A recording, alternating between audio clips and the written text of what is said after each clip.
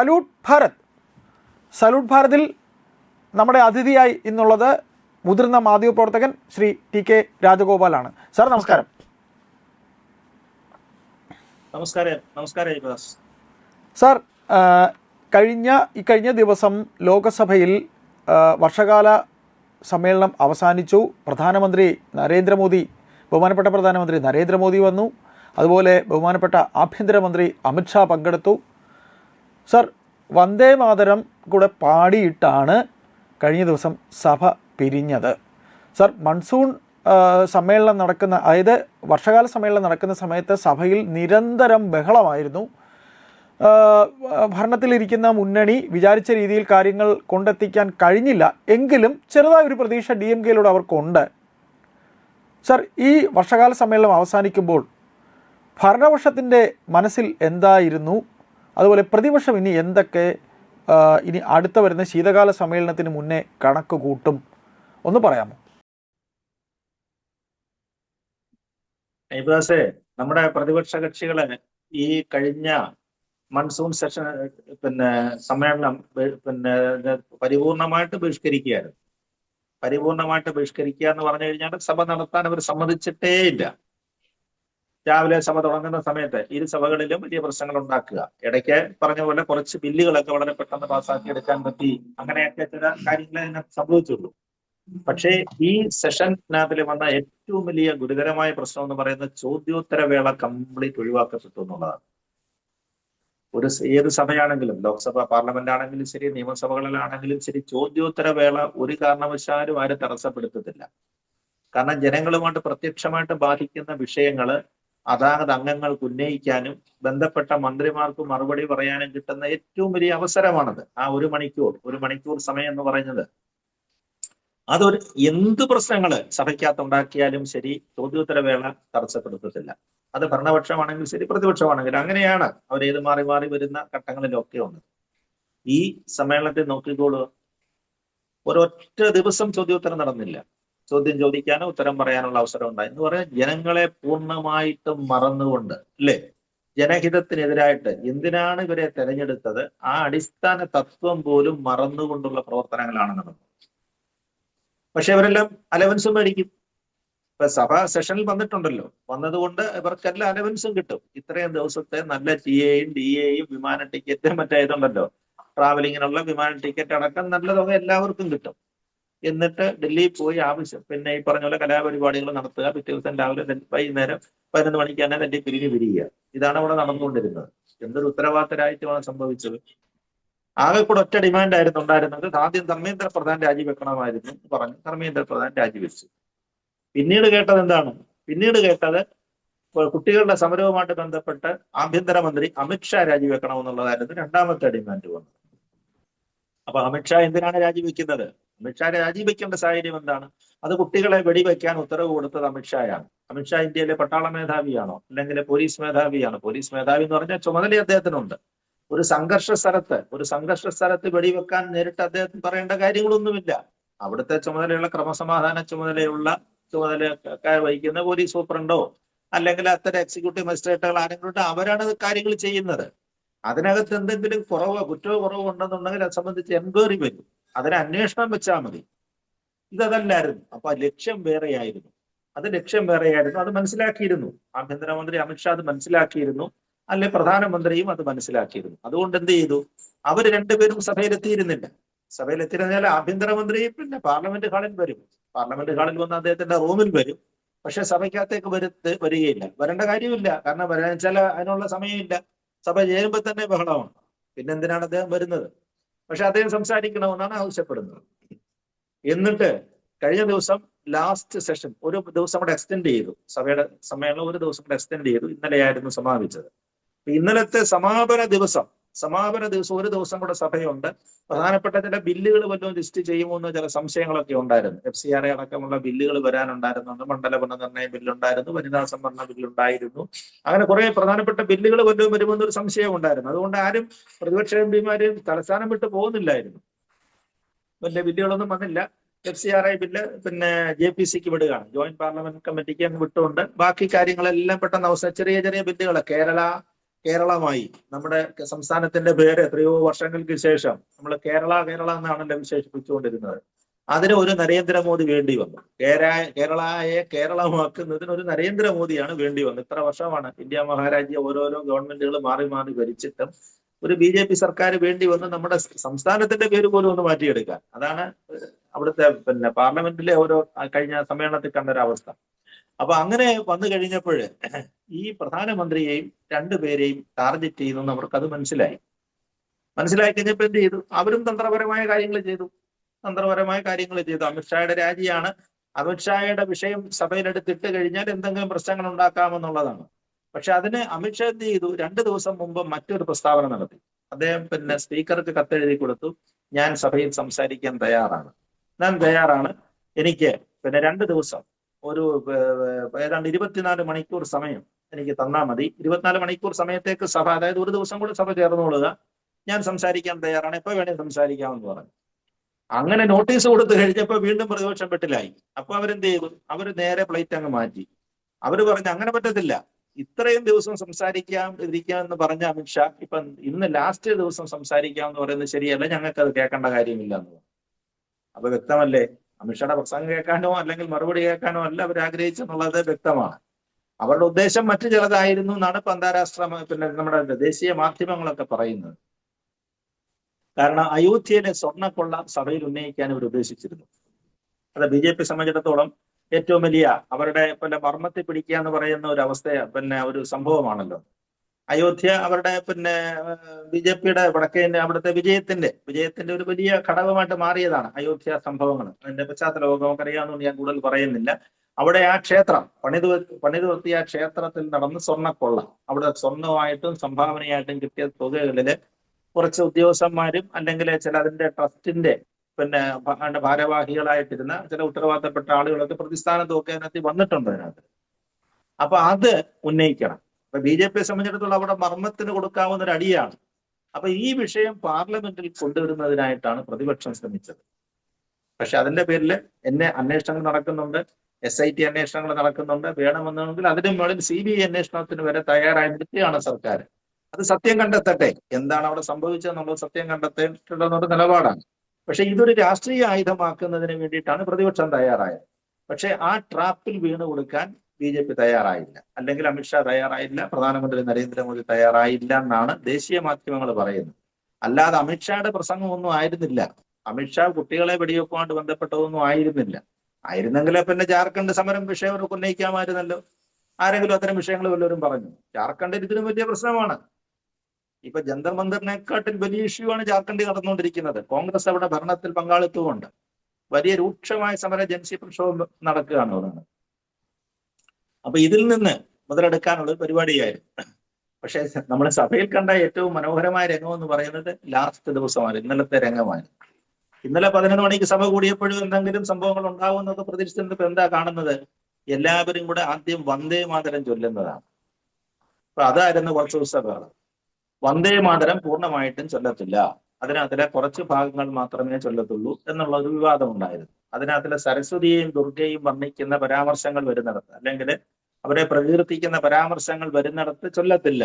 മതേതര രാജ്യമായ ഇന്ത്യയില് സരസ്വതിയെയും ദുർഗയെയും കുറിച്ചുള്ള പരാമർശങ്ങൾ വരുന്നത് ഞങ്ങൾ ചൊല്ലുകയില്ല, പാടുകയില്ല എന്നുള്ളതാണ് വലിയ പ്രശ്നം. കേരള നിയമസഭയിലും ഉണ്ടായിട്ടുണ്ട് കേട്ടോ. കേരള നിയമസഭ പാസ്സാക്കിയിട്ടുണ്ട്, ഞങ്ങളും ചൊല്ലത്തില്ലെന്നാണ് പറഞ്ഞത്.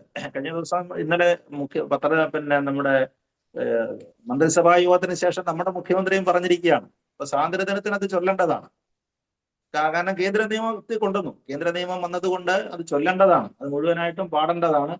പക്ഷേ നമ്മുടെ മുഖ്യമന്ത്രി ഇന്നലെ അർത്ഥോക്തിയിൽ പറഞ്ഞു നിർത്തിയിരിക്കുകയാണ്, ഒരു പകുതി വിരാമം ഇട്ട് പറഞ്ഞു നിർത്തിയിരിക്കുകയാണ്. അത് മുഴുവൻ ചൊല്ലുമോ എന്ന് ചോദിച്ചപ്പോൾ അത് നിങ്ങൾക്ക് നാളെ കാണാമെന്നാണ് പറഞ്ഞത്. അതായത് നാളെ ആഗസ്റ്റ് 15 കാണാൻ മുഴുവൻ ചൊല്ലുമോ അതോ ഞങ്ങൾ പകുതിയെ. സരസ്വതിയും ദുർഗയും പറയുന്നത് ഇവിടുത്തെ ചില മതേതരവാദികൾക്ക് അല്ലെങ്കിൽ മറ്റ് ചില സംഘടനകൾ, ഭരണ പങ്കാളിത്തമുള്ള സംഘടനകൾക്കൊന്നും ഇഷ്ടമല്ല എന്നാണ് പറയുന്നത്. അവരെ പേടിച്ചിട്ടാണെന്നാണ് BJPയുടെ ആരോപണം വന്നിരിക്കുന്നത്. എന്തായാലും ഏതായാലും സാർ ഇടയ്ക്കൊന്ന് ഇടപെടുകയാണ് സാർ, ഞാനൊന്ന് ഇടപെടുകയാണ് സാർ. ഇത് ശരിക്കും ലോകസഭയിൽ അമിത്ഷാ മറുപടി പറയട്ടെ, പ്രധാനമന്ത്രി നരേന്ദ്രമോദി, ആഭ്യന്തരമന്ത്രി അമിത്ഷായും പ്രധാനമന്ത്രി നരേന്ദ്രമോദിയും മറുപടി പറയട്ടെ എന്ന് പ്രതിപക്ഷം പറയുമ്പോൾ സാർ ഒരു കൂട്ടം ചെറുപ്പക്കാരെ, അതിന് പാർട്ടി പാർട്ടി ആയിരുന്നാലും അതിന് ഏത് പാർട്ടി എന്ന പേരിലായാലും ആ ചെറുപ്പക്കാരുടെ പ്രക്ഷോഭത്തിനൊപ്പം അണിചേരേണ്ട അവസ്ഥയല്ലേ സാർ ഈ പ്രതിപക്ഷത്തിനുണ്ടായത്? അല്ലാതെ പ്രതിപക്ഷം CBSE പരീക്ഷയിലെ ക്രമക്കേടോ അല്ലെങ്കിൽ നീറ്റ് പരീക്ഷയിലെ ക്രമക്കേടിനോ പ്രതിപക്ഷം എന്ത് പ്രക്ഷോഭത്തിനാണ് മുൻകൈ എടുത്തത്? അവിടെ അതിൻ്റെ CJPക്കല്ലേ അതിൻ്റെ ക്രെഡിറ്റ് പോകുന്നത്. ഇവിടെ പിന്നെ പ്രതിപക്ഷത്തിന് എന്ത് ക്രെഡിറ്റാണ് കിട്ടുന്നത്? അതുകൂടെ നമുക്കിവിടെ പറയേണ്ടതല്ലേ. CJPക്ക് പിറകെ പ്രതിപക്ഷം പോയി, അത്രയല്ലേ ഉള്ളൂ. എവിടെ പോയിരുന്നു രാഹുൽ ഗാന്ധി തുടക്കത്തിൽ? അത് നമുക്കിവിടെ പറയണ്ടേ? ഇന്ത്യയിലെ പ്രതിപക്ഷ കക്ഷികൾക്ക് ഒരു കാര്യം മനസ്സിലായി. ഇനിയിപ്പം നമ്മള് ഈ ഓരോ കൊടിയും പിടിച്ചുകൊണ്ട് ഇറങ്ങി ചെന്നിട്ട് കാര്യമില്ല.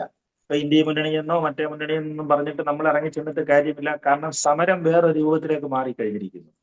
കാരണം ഇവിടുത്തെ രാഷ്ട്രീയ കക്ഷികളിലൊന്നും ഈ ചെറുപ്പക്കാർക്ക്, ഇപ്പൊ CJP എന്ന് പറയുന്ന ഒരു ഫോർമേഷനാണ്, അവിടെ കുട്ടികളുടേതായ കൂട്ടായ്മയാണ്, അവർക്ക് വിശ്വാസമില്ല.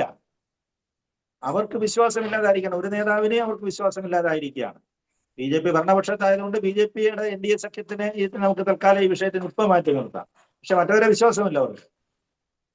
പ്രതിപക്ഷത്തുള്ള ഒരാളിനെയും വിശ്വാസമില്ല.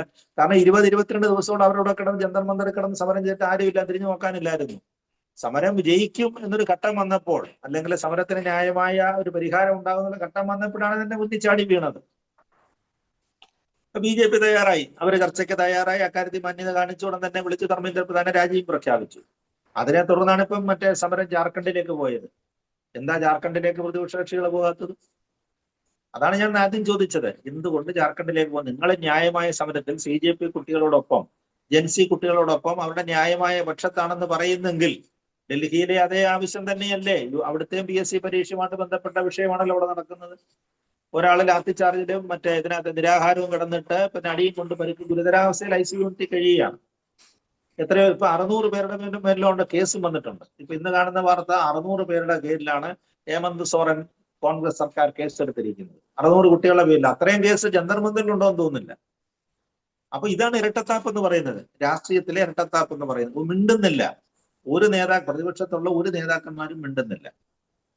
പിന്നെ അയ്യപ്പദ സൂചിപ്പിച്ച ഒരു കാര്യം സത്യമാണ്. ഇതിനകത്തിൽ മുന്നണിക്കകത്ത് വലിയ പ്രശ്നമാണ്. പ്രതിപക്ഷ മുന്നണിയിൽ വലിയ പ്രശ്നങ്ങളാണ് നിൽക്കുന്നത്. ഇന്നലെ മല്ലികാർജുൻ ഖാർഗെ അദ്ദേഹത്തിന്റെ പ്രസംഗിച്ച ഉത്തരാഖണ്ഡിലെ വേദിയിൽ ചാണകം വെള്ളം കളിച്ച് ശുദ്ധീകരിച്ചു എന്നൊക്കെ പറഞ്ഞിട്ട് മറ്റു വിഷയത്തെ മറ്റൊരു തരത്തിലേക്ക് മാറ്റുന്നുണ്ട്. അതങ്ങനെ ചെയ്തിട്ടുണ്ടെങ്കിൽ തെറ്റുമാണ്. ഒരു പിന്നോക്ക പ്രസംഗിച്ച വേദിയെ 3 ദിവസം അതിൽ പക്ഷേ BJPക്ക് ബന്ധമില്ല എന്ന് പറയുന്നു സാർ. BJP എന്ന രാഷ്ട്രീയ പാർട്ടിക്ക് ബന്ധമില്ല, അത് ഏതോ ഒരു ഹിന്ദു സംഘടന എന്ന് മാത്രമേ ഉള്ളൂ എന്ന മറുപടിയും കൊടുത്തിട്ടുണ്ട് എന്നും വരുന്നുണ്ട് വാർത്തകൾ. അത് വഴിതിരിച്ചു വിടാനാണ്. BJP ഒരുപാട് ഹിന്ദു പേരുള്ള ഒരുപാട് സംഘടനകളുണ്ട്. ഇതിനെല്ലാം പക്ഷെ പഴി വരുന്നതെല്ലാം BJPക്കാണ്. വടക്കേ ഇന്ത്യയിൽ അങ്ങനത്തെ സംഘടന അല്ലേ ഉണ്ടാകത്തുള്ളൂ. ഒരു ഹൈന്ദവ നാമവുമായിട്ട് ബന്ധപ്പെട്ട സംഘടനകൾ 10,000-കണക്കിനുണ്ട്. അപ്പൊ അങ്ങനെ വരുമ്പോൾ ഒരു സംഘടന ഇത് ചെയ്ത് കഴിഞ്ഞാൽ അതിന്റെ വഴി അവർക്ക് കിട്ടുള്ളൂ, BJP കിട്ടും. അതാണ് ഇപ്പൊ സംഭവിച്ചുകൊണ്ടിരിക്കുന്നത്. പക്ഷെ എന്തായാലും നദ്ദ ആരോ പഴയ മന്ത്രി JP നദ്ദ അതിന് അന്വേഷണം പ്രഖ്യാപിച്ചിട്ടുണ്ട്. അങ്ങനെ ചെയ്തിട്ടുണ്ടെങ്കിൽ അതിനെ സംഭവത്തെ അപലപിക്കുകയും ചെയ്തിട്ടുണ്ട്. അന്വേഷണം വരുമെന്ന് അദ്ദേഹം പ്രഖ്യാപിക്കുകയും ചെയ്തിട്ടുണ്ട്. പക്ഷെ അത് വിഷയത്തെ വഴിതിരിച്ചു വിടുകയാണ്. അതായത് ജാർഖണ്ഡ് സമരത്തിൽ ഒരു അറ്റൻഷൻ ഡൈവേർഷൻ ആണ് അവിടെ സംഭവിക്കുന്നത്. അതായത് ശ്രദ്ധ തിരിച്ചു വിടുക. അങ്ങനെയാണ് അവിടെ സംഭവിച്ചിരിക്കുന്നത്. ജാർഖണ്ഡ് ഇപ്പൊ ആർക്കും പറയാനില്ല. ഒന്നാമത് ഇവിടെ അനൈക്യമാണ് ഏറ്റവും വലിയ പ്രശ്നം. നമുക്ക് ഒന്നിവിടെ പറഞ്ഞു വെക്കാം സാർ. നാളെ ഇന്ത്യയുടെ സ്വാതന്ത്ര്യദിനം വരികയാണ്. അപ്പോൾ ശരിക്കും BJP സർക്കാർ ചെങ്കോട്ടയിൽ നാളെ ജൻസികൾക്ക് വേണ്ടി ഒരു 100 കൂട്ടം പ്രഖ്യാപനങ്ങൾ ഉണ്ടാകും എന്ന് പറയുന്നുണ്ട് ഇന്ത്യയുടെ സ്വാതന്ത്ര്യദിനത്തിൽ അത്തരത്തിൽ. അപ്പോൾ സത്യത്തിൽ നരേന്ദ്രമോദി സർക്കാരിന് ജൻസികളെ കൂടി കാണുന്നതിലൂടെ, ജൻസികളുടെ ആവശ്യം കൂടെ കണ്ടുകൊണ്ട് നീങ്ങുന്നതിലൂടെ ഒരു ഇനി അങ്ങോട്ടുള്ള ഒരു ഭരണ മുന്നേറ്റത്തിന് തന്നെ കാരണമാവുകയല്ലേ? സാറ് പറഞ്ഞ പോലെ ജൻസികൾ എന്ന് പറഞ്ഞുകൊണ്ട് ഇപ്പോൾ ഒരു പാർട്ടി എന്ന് പറഞ്ഞൊരു പാർട്ടി ഉണ്ടാക്കി എന്നുണ്ടെങ്കിലും ഇവിടെ ശരിയായിട്ടൊരു പ്രക്ഷോഭത്തിന് പ്രതിപക്ഷം ഇല്ലാത്ത അവസരത്തിൽ ഒരു കൂട്ടം ചെറുപ്പക്കാരുടെ ഒരു ഫോർമേഷനാണ് ഉണ്ടാക്കിയത്. അപ്പോൾ അവർക്ക് വേണ്ടി സർക്കാർ മുൻകൈ എടുത്ത് ഇറങ്ങുന്ന ചില പ്രഖ്യാപനങ്ങൾ നാളെ ഉണ്ടാവാനും സാധ്യതയില്ലേ? അങ്ങനെയൊക്കെയുള്ള ചില വാർത്തകളും ഒക്കെ വരുന്നുണ്ട്. അപ്പോൾ യുവാക്കൾക്കൊപ്പം പ്രധാനമന്ത്രി നീങ്ങുന്നു. പറഞ്ഞോളൂ സാർ, നമുക്ക് അവസാനിപ്പിക്കാൻ സമയമായി. ഇപ്പൊ നാളെ നമ്മൾ അറിഞ്ഞിടത്തോളം പ്രധാനമന്ത്രി പ്രസംഗിക്കുന്ന സമയത്ത് ഏതാണ്ട് രാജ്യത്തെ ഏറ്റവും പ്രമുഖരായ ഓരോരോ ഫീൽഡുകളിൽ കുറെ രംഗങ്ങൾ തിരഞ്ഞെടുത്തിട്ടുണ്ട്. ആ രംഗങ്ങളിൽ ഏറ്റവും കഴിവ് തെളിയിച്ച 100ഓളം യൂത്ത്സിനെ, ചെറുപ്പക്കാര് കുട്ടികളെ മുൻനിരയിൽ ഇരുത്താനാണ് തീരുമാനിച്ചിരിക്കുന്നത്. അതായത് വ്യത്യസ്തമായ ഫീൽഡുകളിൽ ഏറ്റവും പ്രഗത്ഭരായി കഴിവ് തെളിയിച്ച 100 പേരെ സെലക്ട് ചെയ്യുകയാണ്. രാജ്യത്തിന്റെ വിവിധ ഭാഗങ്ങളിൽ സെലക്ട് ചെയ്ത് അവരെ മുൻനിരയിൽ ഇരുത്തിക്കൊണ്ട് അവരോടാണ് പ്രധാനമന്ത്രി നാളെ സംസാരിക്കുന്നതെന്നാണ് പറയുന്നത്. രാജ്യത്തെ ചെറുപ്പക്കാരുടെ കാര്യത്തില് പുതുതലമുറയുടെ കാര്യത്തിൽ ഏറ്റവും കൂടുതൽ ആകാംക്ഷയും ശ്രദ്ധയും അവർക്ക് ഏറ്റവും കൂടുതൽ കെയർ കൊടുത്തതും നരേന്ദ്രമോദി സർക്കാർ തന്നെയാണ്. ഇപ്പൊ നമ്മുടെ സ്റ്റാർട്ടപ്പുകളുടെ കാര്യത്തിലാണെങ്കിലും IT എല്ലാ രംഗങ്ങളും, സമസ്ത രംഗങ്ങളും നമ്മൾ എടുത്തു നോക്കിക്കൊള്ളുക. യൂത്ത്സിന്റെ കാര്യത്തിൽ ഏറ്റവും കൂടുതൽ അദ്ദേഹത്തെ ഓരോ വാക്കുകളിലും അദ്ദേഹം പറയുന്നുണ്ട്, ചെറുപ്പക്കാരിലാണ് എന്റെ പ്രതീക്ഷ, നിങ്ങളിലാണ് എന്റെ പ്രതീക്ഷ എന്നുള്ളത് 100% അദ്ദേഹം പറയുന്നുണ്ട്. അത് BJP പാർട്ടിയുടെ ഘടനയിൽ പോലും അതുണ്ട്. എപ്പോഴും ചെറുപ്പക്കാരെ ഉയർത്തിവിടുക, അല്ലാതെ ഈ തലനരച്ച തന്നെ നടക്കാൻ വയ്യാത്ത ആളുകളൊന്നും അല്ല അതിന്റെ ഭാരവാഹിത്വത്തിലേക്ക് വരുന്നത് തന്നെ. അപ്പൊ അങ്ങനെ വരുമ്പോ ചെങ്കോട്ടയിലെ നാളത്തെ പ്രസംഗം നമ്മൾ പ്രധാനമന്ത്രി പ്രസംഗം വളരെയേറെ ശ്രദ്ധിക്കേണ്ടതാണ്. ഇവരെയാണ് അഡ്രസ് ചെയ്യാൻ പോകുന്നത്. അതിന്റെ പുറകിൽ മറ്റ് സദസ് ഉണ്ടാകണമെങ്കിലും ഈ മുൻനിരയിൽ ഇരിക്കുന്ന 100 പേരെന്നാണ് ഇപ്പൊ പറയുന്നത്. ഒരു പക്ഷേ ചിലപ്പോൾ മാറ്റം വന്നേക്കാം. അവരോടാണ് പറയാൻ പോകുന്നത്. അത് ഇന്ത്യ മഹാരാജ്യത്തോട് പറയുന്ന പ്രഖ്യാപനം തന്നെയായിരിക്കും. സാർ, അപ്പൊ ആശങ്കപ്പെടേണ്ട കാര്യമില്ല. അതെ സാർ, നമ്മുടെ സംസാരത്തിന്റെ കൺക്ലൂഷനിലേക്ക് അതിന്റെ ഇതിലേക്ക് നമ്മൾ വരുമ്പോൾ നമുക്ക് ഒന്ന് പറയാനുള്ളത്, ഈ പറയുന്ന വർഷകാല സമ്മേളനത്തിൽ ശരിക്കും പ്രതിപക്ഷത്തിന്റെ ഗൂഢപദ്ധതികൾ അവർക്ക് ഇംപ്ലിമെന്റ് ചെയ്യാൻ കഴിഞ്ഞില്ല. ശരിക്കും സർക്കാരിനോട് അടുത്ത് നിൽക്കാൻ ഈ പറയുന്ന തൃണമൂൽ കോൺഗ്രസിനെയും DMK-യെയും ശിവസേനയിൽ ഒരു വിഭാഗത്തിനെയും കൂടെ നിർത്താൻ BJP-യുടെ NDA മുന്നണിക്ക് കഴിഞ്ഞു. അത് തന്നെയാണ് ഈ വർഷകാല സമ്മേളനത്തിലെ വിജയം അവർക്ക് ഉണ്ടായത് എന്ന് നമുക്ക് പറഞ്ഞുകൂടെ? അതുകൂടെ ഒന്ന് സാർ പറഞ്ഞുകൊണ്ട് നമുക്ക് സംസാരം അവസാനിപ്പിക്കാം. എല്ലാവരെയും കൊണ്ട് വന്ദേമാതരം പാടിച്ചു. ഇന്നലെ വന്ദേമാതരം പാടാൻ വേണ്ടി മാത്രമാണ് സഭ ചേർന്നത്. ഈ പറയുന്ന ഞങ്ങളിപ്പോ തന്നെ ബഹിഷ്കരിച്ചുകളെ ഞങ്ങൾ പാടത്തില്ല എന്ന് പറഞ്ഞാൽ എല്ലാവരും പാടിയില്ലെങ്കിൽ നിയമം വേറെയാണ്. ബഹിഷ്കരിച്ച നിയമം വേറെയാണ്. പാർലമെന്റിൽ നിന്ന് ഇറങ്ങിപ്പോയി കഴിഞ്ഞാൽ അത് വലിയ ഗുരുതരമായ പ്രശ്നങ്ങൾ ഉണ്ടാക്കും. അത് MP-മാർക്ക് അറിയാം. അങ്ങനെയാണ് നിയമം വന്നിരിക്കുന്നത്. ഇപ്പോഴ് അത് മുഴുവനും പാടണമെന്ന് തന്നെ, ദേശീയ ഗീതവും ദേശീയ ഗാനവും മുഴുവനും ആലപിക്കണമെന്നാണ് വന്നിരിക്കുന്നത്. എല്ലാവരെ കൊണ്ടും പാടിച്ചല്ലോ. എല്ലാവരും ചുണ്ടനക്കിയില്ല എന്നുള്ളതേ ഉള്ളൂ. എല്ലാവരും കാരണം പൂർണ്ണമായിട്ട് എല്ലാവർക്കും അറിയണം നിർബന്ധമില്ല. പക്ഷെ പാടി. അത് മുഴുവൻ ഖണ്ഡികയും ചൊല്ലിയ ശേഷമാണ് പാർലമെന്റ് അവസാനിച്ചത്. അതേപോലെ തന്നെയാണ് അവസാനത്തെ ചായ സൽക്കാരം. പാർലമെന്റ് സെഷനിൽ ചായ സൽക്കാരത്തിനകത്തിന്റെ ചിലരൊക്കെ അറച്ചു നിന്നു. പ്രധാനമന്ത്രി സ്പീക്കർ വിളിച്ച സമയത്ത് ചെല്ലാനുന്നതിനായിട്ട് കുറെ പേരൊക്കെ അറച്ചു നിന്നു. ചിലര് പോണോ ഉള്ള മട്ടിലൊക്കെ നിന്നു. പക്ഷെ കനിമൊഴി പങ്കെടുത്തു. കനിമൊഴിയായ ചായ സൽക്കാരത്തിൽ പങ്കെടുത്തു. നമ്മൾ കഴിഞ്ഞ ദിവസം തന്നെ അതിന്റെ ചില ഹിന്റുകളെ സൂചനകൾ നൽകിയില്ലേ ഈ ദിവസം? കനിമൊഴി DMK ഏതാണ്ട് വശത്തായി കഴിഞ്ഞു എന്ന സൂചനയാണ്. മറ്റവരെല്ലാം ഇന്ത്യ മുന്നണിയിലുള്ള മറ്റു ചില ആളുകളൊക്കെ നിർബന്ധിച്ച് വരണ്ട, പോകണ്ടെന്നൊക്കെ പറഞ്ഞെന്നൊക്കെ പറയുന്നു. അങ്ങനെയൊക്കെ ചില വാർത്തകളൊക്കെ കാണുന്നു. പക്ഷെ കനിമൊഴി പങ്കെടുത്തു. കനിമൊഴിയാണ് DMK പ്രതിനിധീകരിച്ച് അതിനകത്ത് പങ്കെടുത്തത്. അപ്പൊ അതുകൊണ്ട് രാഷ്ട്രീയപരമായിട്ട് ഒരുപാട് വിജയം. ഒന്ന്, വന്ദേമാതരം ചൊല്ലിച്ചു. 2, DMK ഏതാണ്ട് പൂർണ്ണമായിട്ട് അവരുടെ വശത്തായി കഴിഞ്ഞു എന്നുള്ളതിന്റെ സൂചനയും വന്നിട്ടുണ്ട്. അതാണ് ഇന്നലെ കഴിഞ്ഞ ദിവസം നമ്മൾ പാർലമെന്റ് ഈ മൺസൂൺ സെഷൻ അവസാനിച്ചപ്പോൾ നമ്മൾ കണ്ട ഒരു പ്രത്യേകതയാണ്. നന്ദി. Thank you sir.